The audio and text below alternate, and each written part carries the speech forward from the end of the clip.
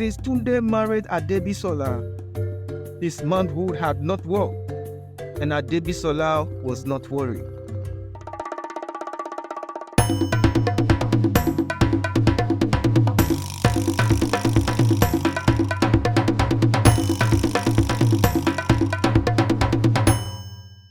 Once upon a time, in Obodo village in the western part of Nigeria, there lived a young man called Tunde. He was married to a beautiful woman called Adebisola. Despite their years of marriage, the union had no child, and they were deeply worried that their secret would come out. Tunde and Adebisola refused to allow a third party into their marriage. They made sure not to discuss their marriage issues with outsiders. Since Tunde married Adebisola, his manhood had not worked, and Adebisola was not worried. She had been a supportive wife, encouraging Tunde not to bother himself about being impotent. Let it not trouble you. You can see that I'm not complaining. I believe the gods of our land will hear our cry, said Adebisola. But the villagers started whispering about why they haven't had any child. People said, why haven't Adebisola and Tunde had any child? Is something wrong? Mama Tunde, Adebisola's mother-in-law, wasn't making things easy for Adebisola.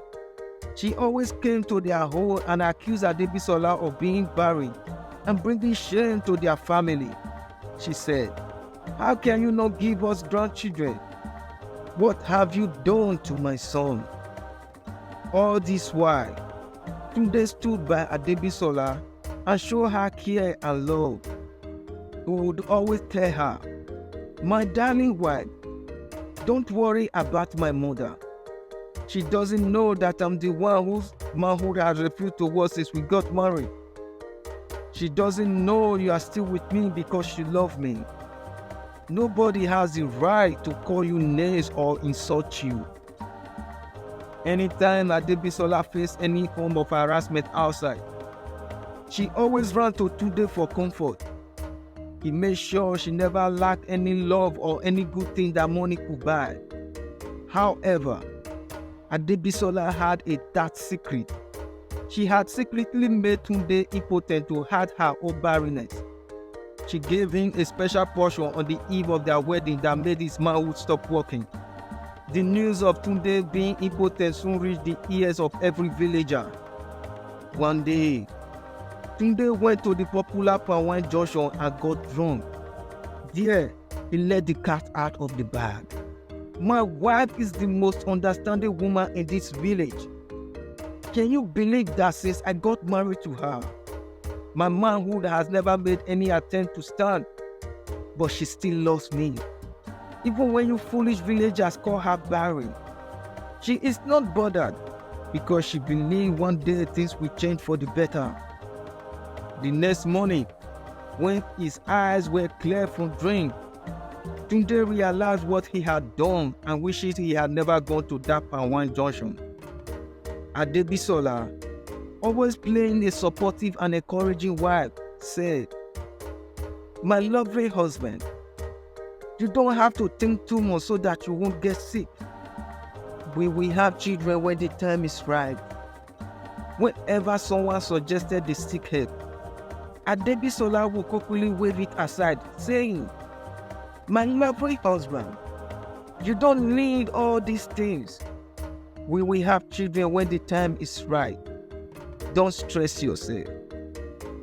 One day, Tunde asked her, why are you not bothered?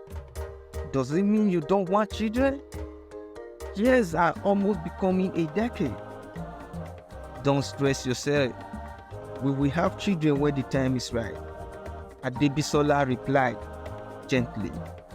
Anytime someone tried to help Tunde, the person would mysteriously fall ill before they could offer any solution.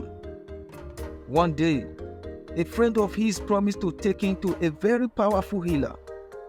Tunde told Adebisola about it, and this time she did not object. She said, my lovely husband, You can go if that will make you happy. But unfortunately, his friend fell ill overnight and couldn't take him. A few days later, Tunde ran into his friends discussing issues that had to do with the village. And he tried to give his own opinion, but was stopped. What are you trying to do? This gathering is not for women. You are not allowed to talk or say anything here.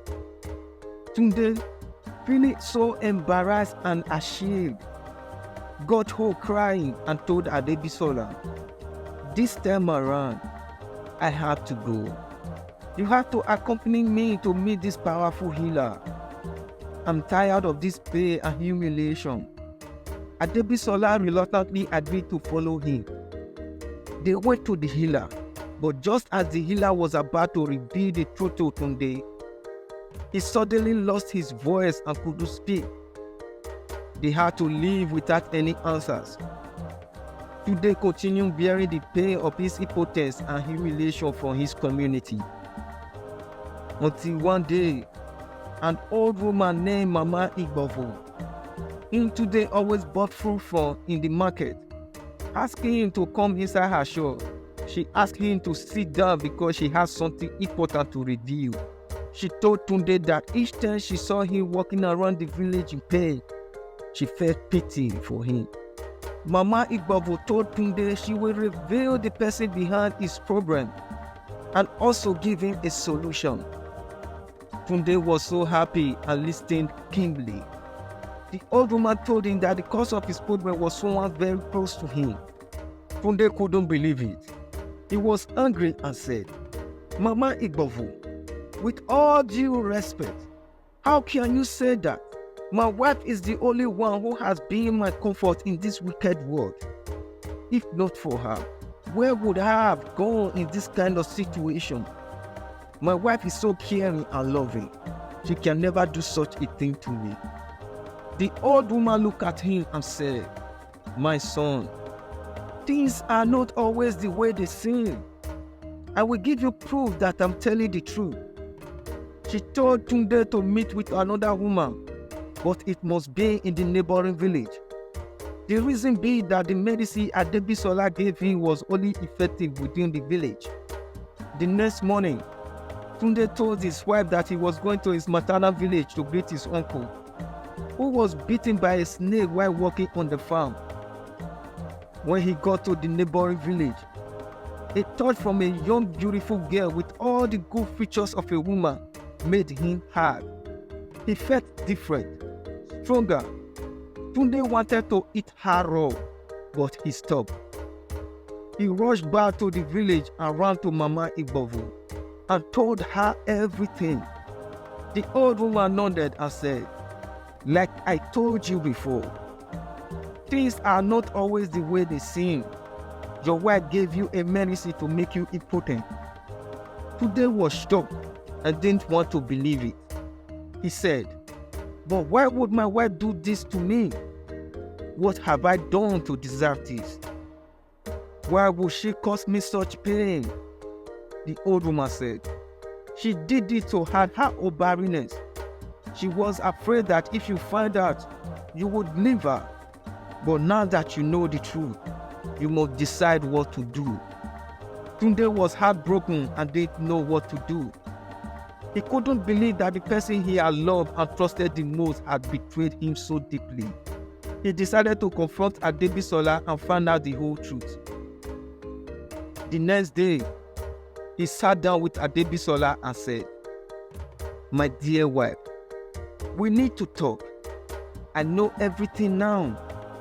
I know about the portion and why you did it. Please, tell me the truth." Adebisola burst into tears and confessed everything.